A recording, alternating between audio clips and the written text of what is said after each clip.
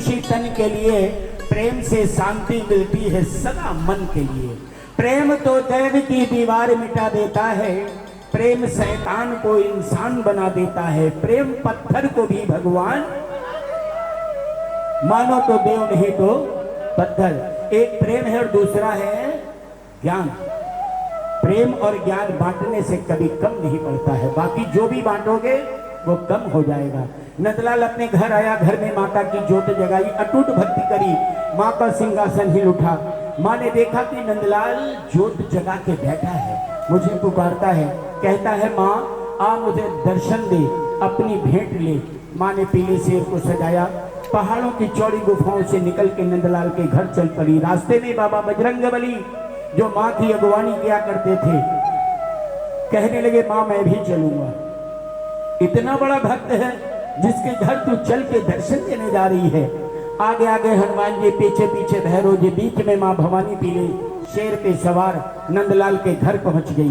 जब माँ पहुंची तो हाहाकार करती हुई, रूप अपना जब माँ ये दिखाती है तो गगन से पवन बनके आती है। हाहाकार करती हुई माँ नंदलाल के घर पहुंच गई, खिड़की दरवाजे खुल गए। नंदलाल ने सोचा कैसा तूफान आ गया। माँ ने एक कन्या के कंजिका के रूप में नंदलाल को दर्शन दिया। नंदलाल चरणों को पकड़ लिया, कहा माँ मेरा जीवन कृतार्थ हो गया, तूने मुझे दर्शन दे दिया। माँ ने कहा सो तो ठीक है, पर नंदलाल तुमने बुलाया मैं आ गई, बताओ मेरी भेंट क्या दोगे। नंदलाल ने कहा माँ मैं भेंट क्या दे सकता हूँ, अपना मेरे पास क्या है, मेरे पास जो भी है अन्न धन दौलत पुत्र इत्यादि सब तो तेरा है माँ, सब तूने दिया है। इतना कहने के बाद नंदलाल ने अपनी जिह्वा को काटा और माँ के चरणों में भेंट अर्पण कर दिया। माँ सुबह करती है शाम करती है, भक्तों के बिगड़े बनाया काम करती है। यही दर है माँ शेरावाली का, जहाँ मौत भी झुककर प्रणाम करती है। माँ ने नंदलाल की जिह्वा को मिला दिया, माँ के नाम की जय जयकार होने लगी। हाथ उठा के बोलिए जय माता दी, एक बारी और बोलिए जय माता दी। बोल सच्चे दरबार की, बोल बजरंग बली की, बोल भैरवनाथ की। एक भक्त माँ का ध्यानु, आज भजन में ध्यानु का नाम गाया जाता है, कथा में लिया जाता है। ये वरदान दिया है मेरी माँ भवानी ने।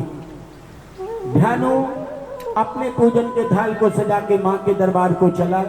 जब वो दिल्ली पहुंचा, उस समय दिल्ली में राज कर रहे होते हैं शहंशाह अकबर। सिपाहियों की ड्यूटी लगी हुई। सिपाहियों ने देखा कि रात का समय है, एक टोली चली आ रही, एक हुजूम चला रहा है और उसमें एक ही नाम है। सारे बोलते हैं, जब हम माँ के दरबार जाते हैं क्या बोलते हैं, प्रेम से बोलो, सारे बोलो। सिपाहियों ने ध्यानु के उस जत्थे को रोक लिया, कहने लगे इतनी रात में इतनी लोगों को लेकर के तुम किस प्लान में कहाँ जा रहे हो। ध्यानु ने कहा महाराज मैं माँ का दर्शन करने जा रहा हूँ, और कहाँ जाऊंगा। कहने लगे तुम्हें पहले राजा के दरबार में चलना होगा। करते तो क्या करते, प्रातः काल राजा का दरबार लगा। सिपाहियों ने ले जाकर के ध्यानु को पेश कर दिया, पहला मुलजिम। कहने लगे महाराज इनके साथ बहुत से लोग हैं, मैं किसी से पूछता हूँ कहाँ जा रहे हो तो बोलता है जय माता दी। क्या बोलता है, जय माता दी। शहंशाह अकबर कहने लगे ध्यानु ये जय माता दी क्या होता है और इसको जपने से क्या होता है। ध्यानु ने कहा महाराज जय माता दी वो नाम है जन्मों जन्मों के पापों से मोक्ष हो जाता है इंसान। मैं माँ ज्वाला का दर्शन करने जा रहा हूँ। माँ ज्वाला के दरबार कौन कौन भक्त गए हैं, जरा हाथ उठाए। वो आए है, क्या बात है। माता ज्वाला के दर्शन को ध्यानु चला, शाही दरबार जाना गजब ढा गया। अब देखिए कैसे क्या होता है।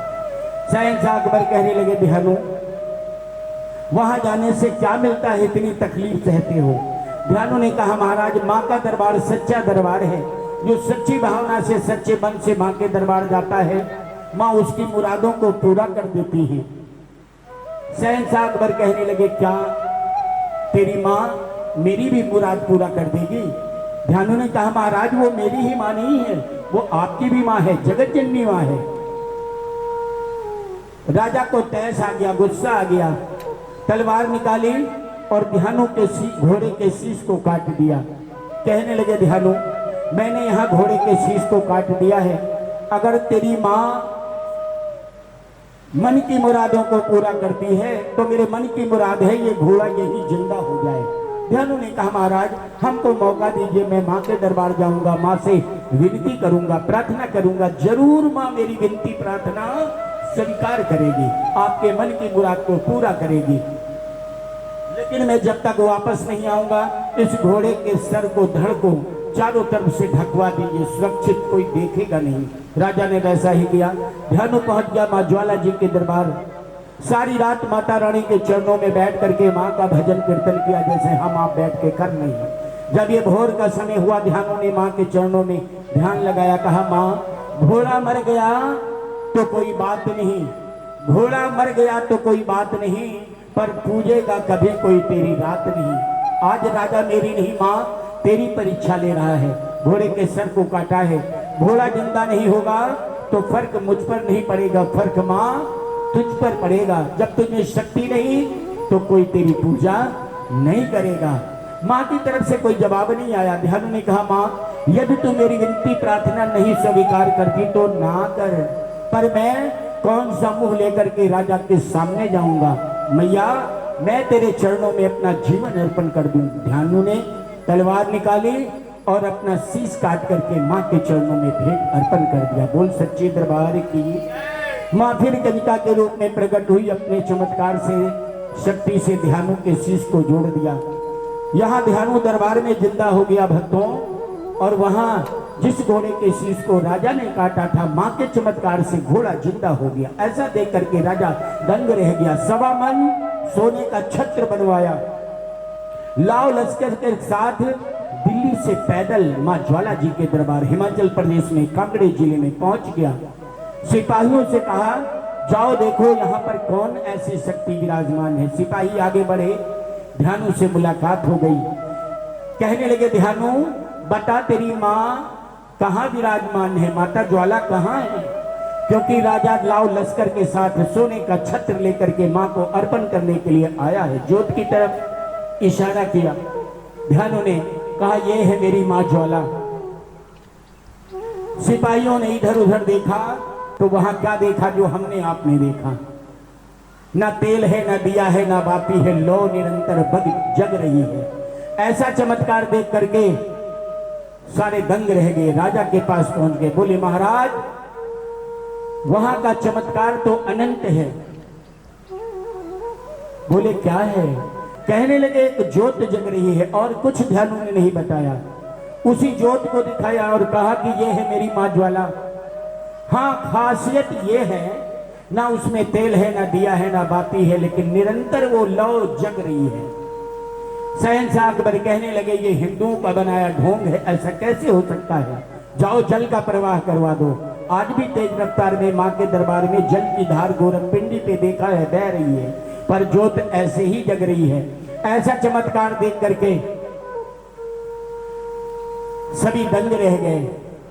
राजा ने आदेश किया लोहे के मोटे तवे बनाओ। 7 तवे बनाए, लोहे के रख दिए, वो लोहे के तवे गल गए पर ज्योत ऐसे ही जग रही है। ऐसा चमत्कार देख करके राजा दंग रह गया। 100 मन सोने का छत्र माँ को अर्पण करना चाहा, उसके मन में पाप आ गया। इस माँ के दरबार पाप नहीं चाहिए, प्रेम चाहिए। लोभी पर सब रुष्ट हो, देव पितृ भगवान, पाता है यमलोक में वह न कभी सम्मान। लोभी व्यक्ति पर भक्तों भाई बहन नातेदार रिश्तेदार एक न एक दिन मुंह मोड़ लेते हैं, सच है ये। तो इस माँ की क्या बात है। माँ ने देखा, राजा ने इतना कुछ देखा पर इसका मन पवित्र नहीं हुआ। उनके हाथों से छत्र जाके दूर गिर गया। आज भी माँ ज्वाला जी के दरबार में सोने का छत्र वो शीशे की पेटी में बंद सुरक्षित रखा है। देखने में परात जैसा, उठाने में भारी है। बड़े बड़े वैज्ञानिकों ने उसे परखा है पर आज तक कोई परख नहीं पाया, क्योंकि राजा लेके गया था सोने का, माँ ने स्वीकार नहीं किया। आज ना वो सोने में है, ना चांदी में, ना पीतल में, ना मिट्टी में, ना पत्थर में, ना लोहे में। हम आप सभी सारे भक्त उसे अष्टधातु के नाम से जानते हैं। बोले ज्वाला मैया की। माँ ने 2 वरदान दिया, किसको, ध्यानु को। कहने लगी मैं बहुत खुश हूँ।